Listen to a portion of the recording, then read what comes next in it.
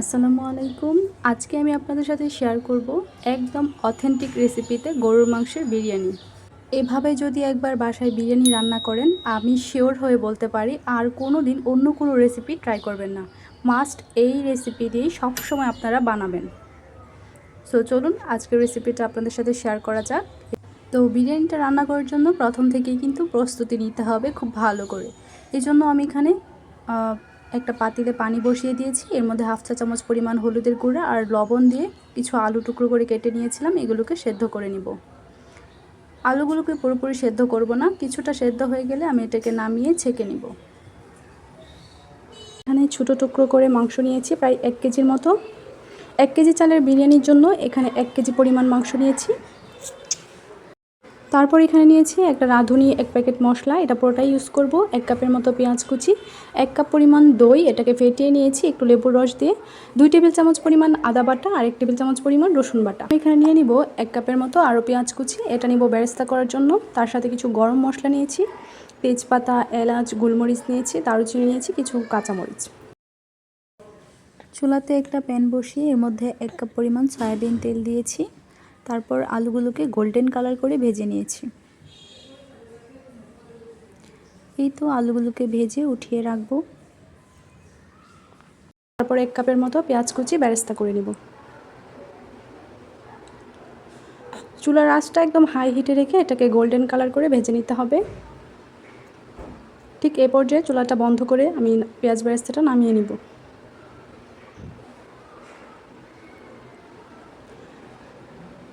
অবশ্যই চুলার আঁচটা হাই হিটে রেখে পেঁয়াজটা ভাজতে হবে।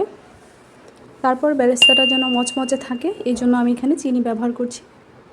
অল্প একটু চিনি মেখে রেখে দিব।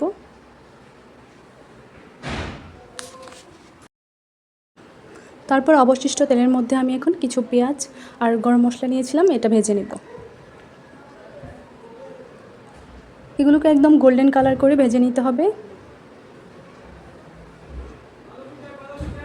তারপর এখানে আদা বাটা, রসুন বাটা দিয়ে দিব। এটাকেও খুব ভালো করে ভেজে নিব, তাহলে ফ্লেভারটা খুব ভালো আসবে।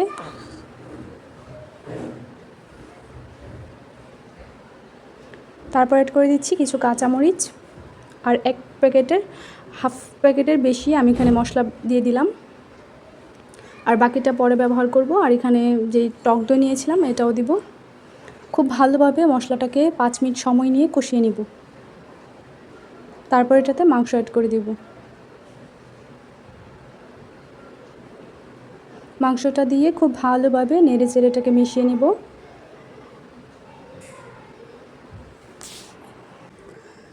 ঢাকনা ছাড়া 5 মিনিটের মতো রান্না করে নিব। এর মধ্যেই দেখতে পাবেন যে মাংস থেকে কিন্তু পানি উঠে যাচ্ছে। এখন এটাকে ঢাকনা দিয়ে ঢেকে রান্না করব। কিছুক্ষণ রান্না করার পরই দেখবেন যে এটা থেকে যথেষ্ট পানি উঠে আসবে। এখন এর মধ্যে দিয়ে দিচ্ছি 1 টেবিল চামচের মতো লবণ, আর দিয়ে দিব প্রায় হাফ চা চামচের মতো লাল মরিচের গুঁড়া।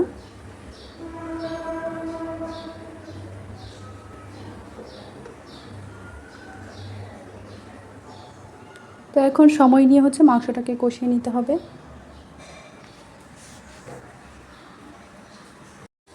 পানিটা শুকিয়ে যখন মাংসটা কষানো হয়ে যাবে তখন এটাকে নেড়ে চেড়ে এর মধ্যে পানি দিয়ে দিতে হবে।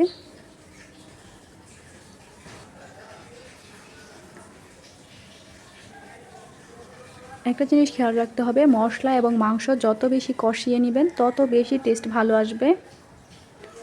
তো এখানে আমি ফুটন্ত গরম পানি দিয়ে দিচ্ছি পরিমাণ মতো।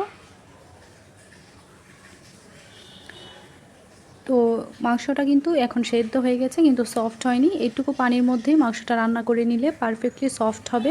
তো পানিটা দিয়ে আরও কিছুক্ষণ সময় নিয়ে এটাকে রান্না করে নিতে হবে, প্রায় 40 থেকে 50 মিনিটের জন্য। তো এইটুকু সময়ের মধ্যেই কিন্তু মাংসটা রান্না হয়ে গেছে, পারফেক্টলি সফট হয়েছে।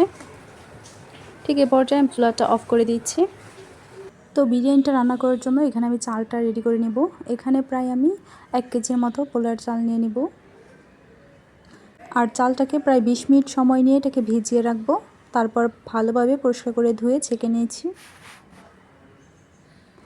পানিটা ঝরিয়ে ছেঁকে নেব। আর এখানে আমি কিছু মশলা নিয়ে নিয়েছি, কিছু গরম মশলা, পেঁয়াজ কুচি, কাঁচামরিচ আর আলু বোখারা। চুলাতে একটা প্যান বসিয়ে দিয়েছি আর এর মধ্যে হচ্ছে প্রায় 1 কাপের থেকে একটু কম পরিমাণে তেল দিয়েছি। তারপর এর মধ্যে গরম মশলা আর পেঁয়াজ কুচি ভেজে নেব। একদম গোল্ডেন কালার করে এটাকে ভেজে নেব।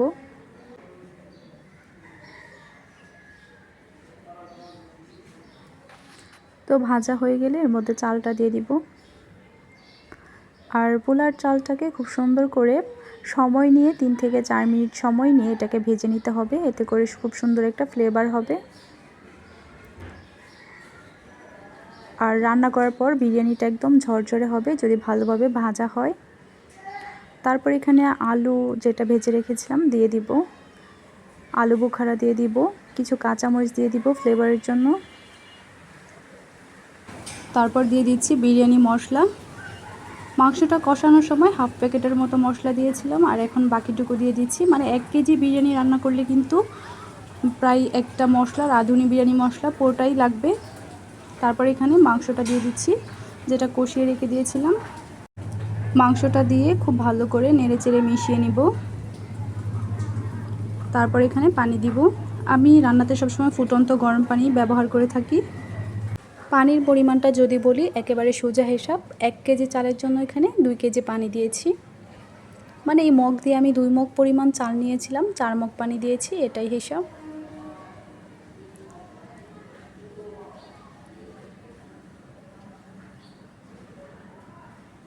এখন হচ্ছে আমি এটাকে একটু ঢাকনা দিয়ে ঢেকে দিব যেন সুন্দরভাবে বলক চলে আসে।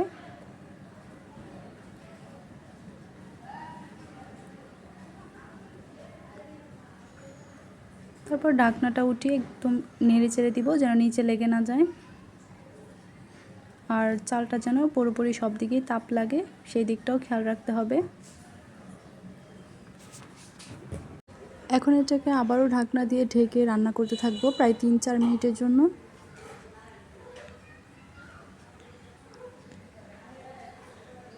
তারপর ঢাকনাটা উঠিয়ে আবার একটু নেড়ে দিব যেন নিচ দিয়ে লেগে না যায়।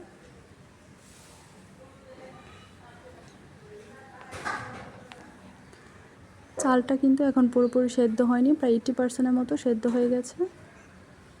এখন আমি এটাকে দমে রেখে দিব প্রায় 20 মিনিটের জন্য। 20 মিনিটের মধ্যে আমি একটু নাড়া দেইনি, এখন হচ্ছে 20 মিনিট পর আমি এটাকে নেড়ে দিব। দেখতে পাচ্ছেন ঠিক কতটা ঝরঝরে হয়েছে। ঠান্ডা হওয়ার পর কিন্তু এটা আরও বেশি ঝরঝরে হয়ে যাবে। এখন উপরে কিছু পেঁয়াজ বেরেস্তা দিয়ে দিব, ঘি দিয়ে দিব, কাঁচামরিচ দিব, আলু বোখারা দিয়ে দিব। তো এগুলো দিয়ে ফ্লেভারের জন্য ঢাকনা দিয়ে ঢেকে দিব আরও 5 মিনিটের মতো। এতে করে খুব সুন্দর একটা ফ্লেভার পাওয়া যাবে। এখন সার্ভ করে নিলেই হবে। দেখলেন তো কতটা সহজে খুব সুন্দর পারফেক্ট একটা ঝরঝরে বিরিয়ানি রান্না করে নিয়েছিলাম।